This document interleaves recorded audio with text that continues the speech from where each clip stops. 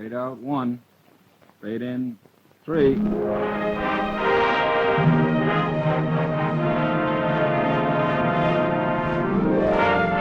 Pizza Flix Television Division presents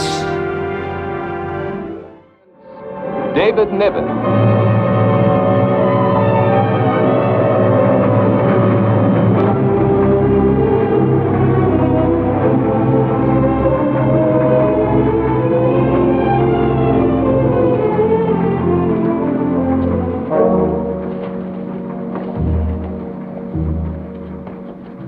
Good evening.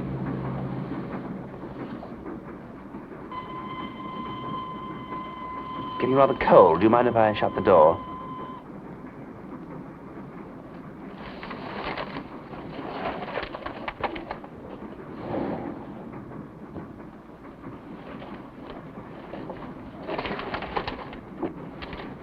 You are bound for Clayborough.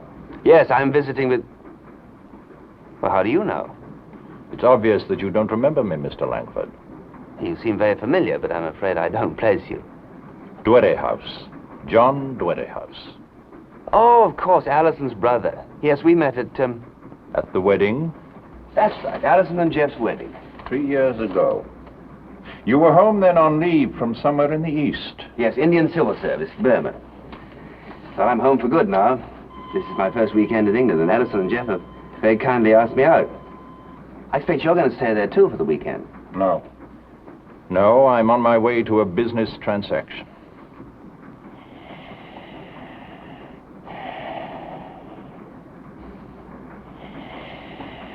Do you feel all right? Are you ill? Why do you ask? You look rather thinner than I remember Allison's brother, and you are rather pale. I have in this briefcase £75,000. I beg your pardon? Tonight I shall purchase the right-of-way for the new branch line of the East Anglian Railway between Blackwater and Stockbridge. Did you say you were carrying £75,000 around with you? You mean in a bank draft? Cash. Cash? Why not? Besides being a director of the East Anglian Line, I'm also the principal attorney. I have a position of high authority and trust. I'm sure you must have, but cash, isn't that rather risky? How? I mean, ought you to go around telling people you're carrying all that amount of money? I can trust you, can't I? Of course you can, that's not the point. You might tell somebody else who... Why should I tell anyone except you, Mr. Langford?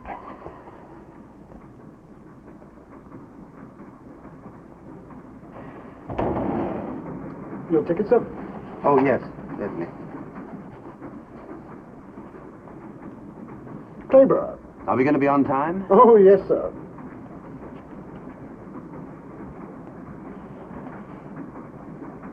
Oh, why didn't he take your ticket? Didn't even ask you for it. They never do. Oh, because you're a director of the line. I have a lifetime pass.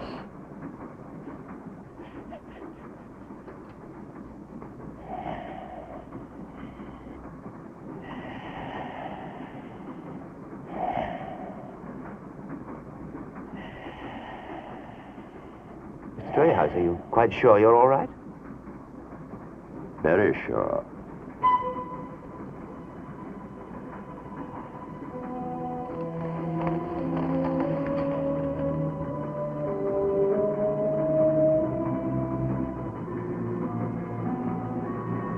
Blackwater!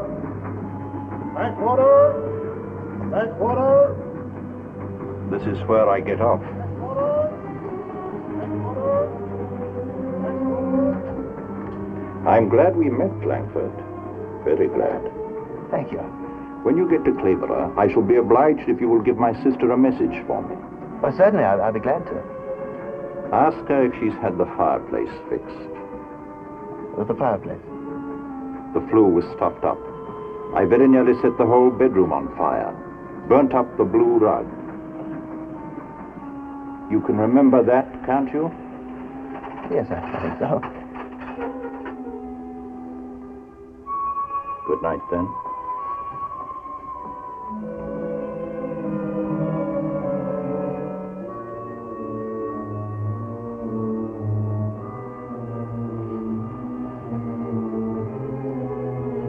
Mr. Dwerrihouse? Where did the other passenger go? Passenger, sir? Yes, the one who was in the compartment with me. How's that again, sir? In the compartment? Oh, never mind. How long do we stop here? Only until we drop the mail back, sir. But I wouldn't suggest getting off now.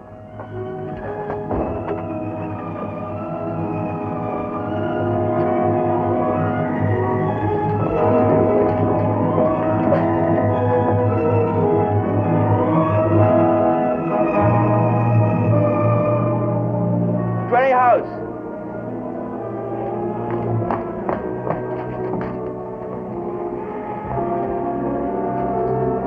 Mr. Dwerrihouse?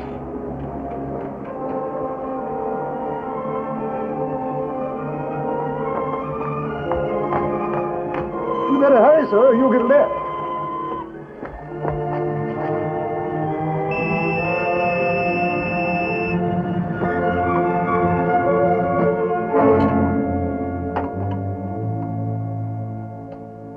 There you are. Of course, the Burmese have the answer to the whole thing. Life, love, everything.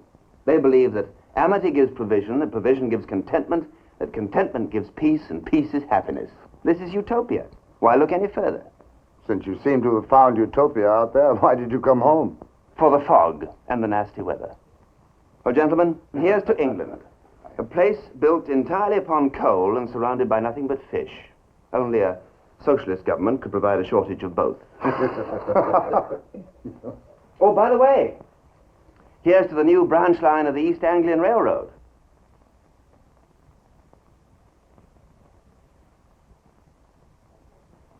What branch line? Well, the one from Blackwater to Stockbridge, of course. Well, Dwerrihouse should have told me if this was supposed to be hush-hush. Dwerrihouse? Jeff, I had no idea the new line was to be a secret. If I'd been talking out of school, You've seen my brother-in-law? Yes. Why, shouldn't I have? So Dwerrihouse is in Burma. I never said he was in Burma. Where is he then? Well, he's here in England, of course. In England? That's not possible. What do you mean it's not possible? I traveled with him tonight on the 6:15. On the East Anglian line? On our railroad? He wouldn't dare. Are you gentlemen going to solve all the problems of the world tonight? Or will you give some attention to us? I suppose we had better join the ladies, gentlemen. Sorry, dear.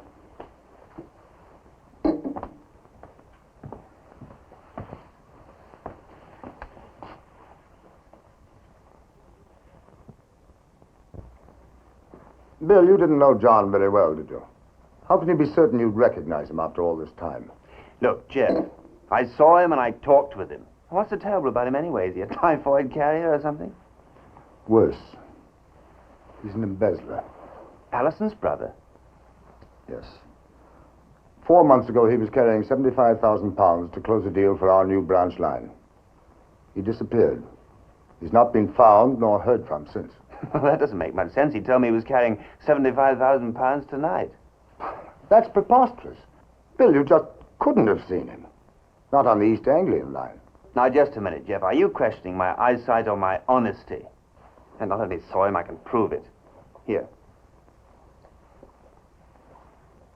Where'd you get this? He dropped it when he got off at Blackwater.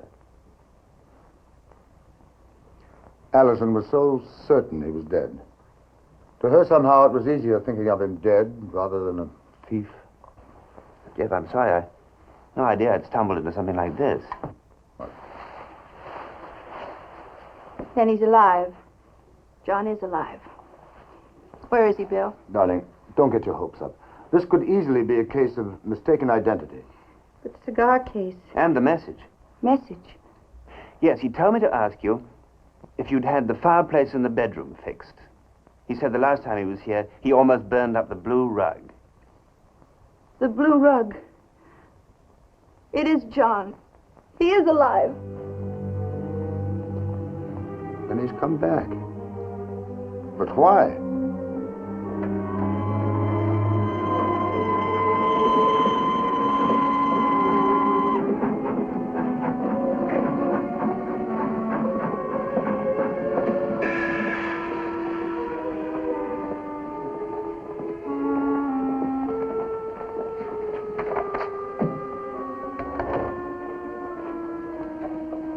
There he is. Conductor, I rode the 6:15 this evening. There's a gentleman with me. Would you describe him to Mr. Pender here, please? I beg your pardon, sir. There was another passenger in the compartment. I would have remembered. Do you remember me? Oh, yes, sir. You were bound for a Clayborough. That's right. Well, this other man... Did I take his ticket, sir? No, of course not. He had a pass. Oh, there you see, sir. If he had a pass, I'd have remembered him for fare.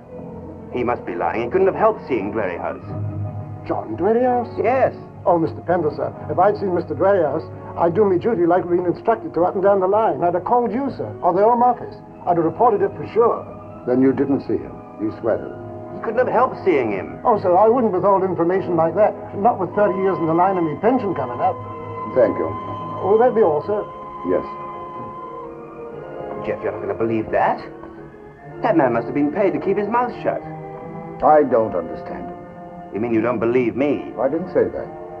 But I had hoped we'd find him or a lead on him before we had to face the board of directors. And Sir Charles. You make the Sir Charles sound like an ogre. Well, he's not far from it. Now, if I understand you correctly, Mr. Langford, Dwerrihouse told you he was carrying £75,000 to purchase a branch line for the railroad. That's right. And when he got off the train, and you went after him with the cigar case, he met a man whom you describe as middle-aged, middle-sized, wearing a grey-trimmed beard. That's correct. This is your contention, in spite of the fact that the conductor, who knew Mr. Dwerrihouse very well by sight, disagrees with you. If you prefer to take the conductor's word instead of mine, that's your prerogative. But every employee on the East Anglian line knew Mr. Dwerrihouse by sight. Why didn't any of them come forward and say that they'd seen him? I don't know. And furthermore, I don't care. I only came here as a favor to Jeff. Sir Charles, there is the man with the grey beard. Now, if we could find him... Oh, yes, the nebulous man with the grey beard. Middle-aged, you said? Yes. Middle-aged, middle-sized, and with a grey-trimmed beard. That description would fit many of my friends. Now, I come to think of it, Rakes, my secretary, has a grey beard. And, Mr. Hardwick here. Now, he fits your description perfectly. Perhaps, Mr. Langford, he is your man. You know very well he's not. Now, just exactly what are you trying to get at, Sir Charles? Or you don't believe I met Dwerrihouse? Oh, I believe that you met him. The cigar case and the fact that you knew about the branch line and the £75,000 testifies to that. But I do not believe that you met him on the 6:15 last night. Sir Charles... It's all right, Jeff. I want to hear this. Go ahead, Sir Charles. Where do you believe I met him? In Burma. In Burma? Then where did I find the cigar case? You didn't find it. He gave it to you as proof that you're his representative. His representative? Let's come to the point, Mr. Langford. How much of the £75,000 will John Dwerrihouse return to us for immunity? Bill, wait, please. The man with the beard. This is the man. The man who met Dwerrihouse at Blackwater Station. I tell you, Sir Charles, this is the man I saw at Blackwater Station. The man with the beard. The report you wanted, sir. Rakes, do you know this man? No, sir. Have you ever seen him? I'm afraid not, sir. He says he's never seen you, Langford. I didn't say he had seen me. I said I saw him. I don't understand. You saw me? I saw you at Blackwater Station talking to John Dwerrihouse. Well, Rakes? You must be mistaken. You couldn't have seen me. It's not possible. I saw you on the station platform about 7 o'clock last night. Last night? It doesn't matter what he says. There's no question about it. This is the man. You're positive? You'd swear to that? Absolutely. Sir Charles, Bill is an old friend of mine. His integrity is beyond question. They were standing underneath a lamppost. I saw him clearly talking to Dwerrihouse. It's an interesting thing, Langford, but according to you, everybody is lying except you. The conductor, now Rakes. Next you'll be accusing me. Well, ask him where he was last night. Go ahead, ask him. Rakes, tell the gentleman where you were. Go on. You worked at the office until what time? Why, until the usual hour, 6. And then what did you do? Why, you know, sir. I went home with you. Tell Mr. Langford.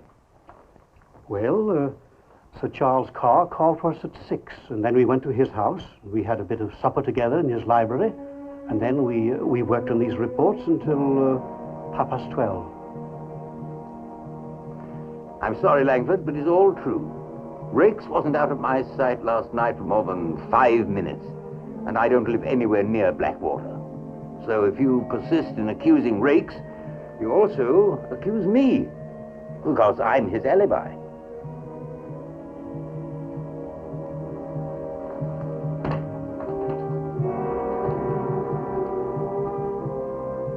Get me Scotland Yard.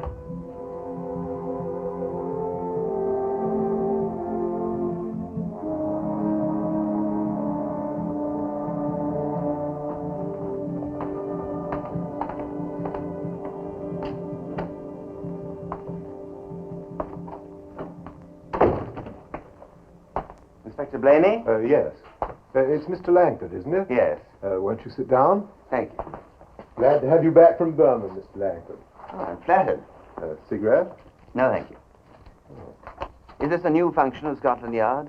Welcoming every returning civil servant back into the fold? Well, not everyone, Mr. Langford. Let's see now. You're retired from the service? No, I resigned. Oh, and you had, what was it now, 15 years altogether? Yes, 15 years. Too bad. Another 10 years and you'd have been pensioned. No, had he changed much? Who? Dwerrihouse. From the last time you met, I mean. You were old friends, you say. I didn't say, and we weren't. I've only seen him once before, about 3 years ago, at a wedding. Yes, of course, a man changes in 3 years. Lord knows I didn't wear these things 3 years ago. Yes, we all get on. We do, don't we? I understand that you're going to reopen your family home down in Sussex. Yes, that's right. Going to live there? I plan to, yes. Most people are selling properties like your home in Sussex. The upkeep is so great nowadays. Well, I'm rather behind the times. I've been away for 15 years. So you didn't like Burma then? On the contrary, I like Burma very much indeed. Oh, I don't know what could have given me that impression. You want to know why I resigned, is that it, Inspector? How I could afford to quit and forego the pension? Well, I shouldn't want you to think that I was prying into your affairs, Mr. Langford. No, I didn't think that for a moment, Inspector. You know, they ought to like those platforms better. That one at Blackwater, for instance. If you're suggesting that I didn't see Rakes, you should check my army record. You'll find that my eyesight is 20/20. And as to my resigning without a pension, my bank will tell you that my finances are in good order, too. Oh. Very good photograph of Dwerrihouse. Well, so nice of you to stop by and chat, Mr. Langford. Very nice of you to ask me, Inspector.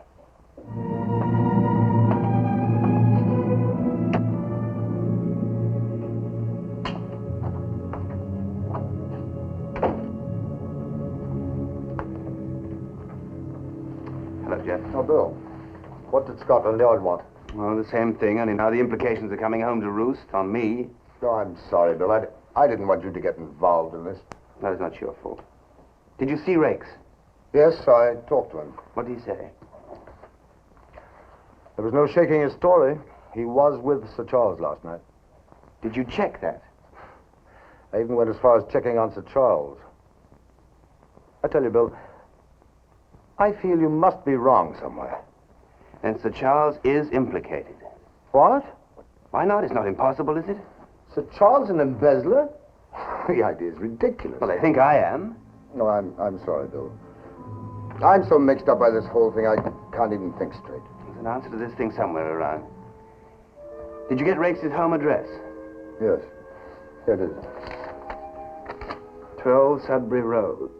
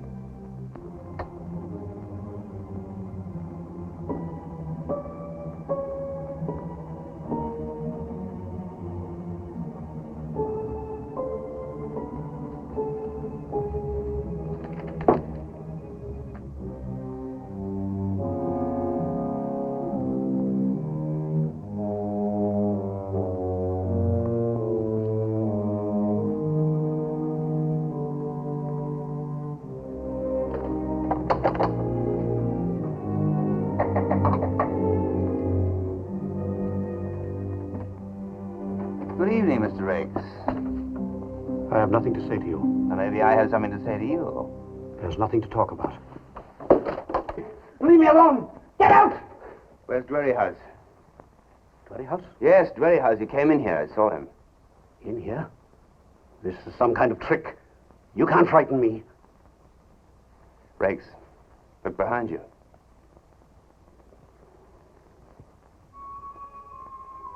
Dwerrihouse.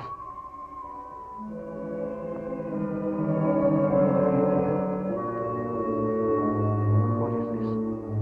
What are you trying to do to me? You can have the money back, Dwerrihouse. I don't want it. I didn't mean to take it. Go away. Go away. You're dead. I killed you. I killed you. You're dead. Rakes, wait. It can't be him. I killed him. I killed him. Come. What's wrong He here? thinks he killed a man. And did he, sir? No, of course not. The man he thinks he killed inside that house. Oh, go and look for yourself. He's in the parlor. I will. Now, take it easy, Rakes. Everything's going to be all right. I killed him. The money. Hid the money. Buried it on the floor in the kitchen. I didn't mean to steal it. All that money. The 75,000 pounds? Then you embezzled it. It wasn't Dwerrihouse. I killed him. Took the money. I'll make him go away. Leave me alone. He's dead. I tell you, he's dead. Where is he? Did you find him? I don't know what's going on here, but there's nobody in that house. Of course, he's in the parlor. I told you. Yes, I understand. But you better come along too, sir. Rakes confessed to the murder, and we found Dwerrihouse's body buried under a chalk pit a mile from his house under a pile of rocks. We also found the money buried under the kitchen floor. But if he's dead, who was that I talked to in the train? Nobody. Well, now, look here, Inspector. You trying to tell me I'm crazy? Let's put it this way. You were on your way to visit your friends. The last time you'd seen them, you'd taken that same train to their wedding. Your mind just slipped back a cog this time and fastened on one of the guests, Dwerrihouse. Are you suggesting that I materialized Dwerrihouse out of my mind? Let's say you fell asleep and dreamed it. Is this cigar case part of my dream? According to this report, the train car you rode in had been on a siding for months. It was put back into service the day of the night you rode in it to accommodate the holiday trade. And it hadn't been properly cleaned. The cigar case must have lodged itself in the cushion. That's just assumption. Perhaps. But this isn't. The lost and found claim that John Dwerrihouse made to the company for this same cigar case 2 weeks before he was murdered. Satisfied? Inspector, are you sure that I didn't... See a ghost? Quite. Well, then who was it who frightened Rakes into confessing? That's easy. Rakes merely thought he saw the ghost because he had a guilty conscience. Now, you make it all sound so plausible. There's a logical explanation for everything. Well, I hope I haven't been too big a nuisance to you. Nuisance? Indeed not. Why, we've been able to wrap the whole thing up, thanks to your... well, anyway, thank you very much indeed. Good night, Inspector.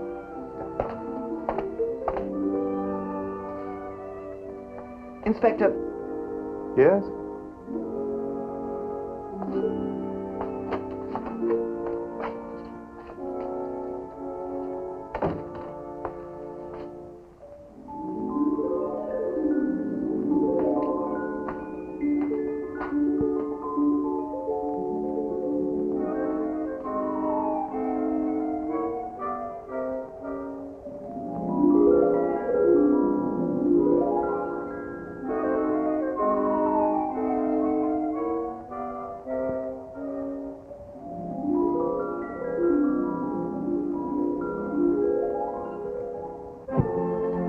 We've enjoyed having you this evening as guests of the Singer Sewing Machine Company. Won't you join us again 2 weeks from tonight when Dick Powell will be our star on 4-Star Playhouse? Thank you for being with us, and good night.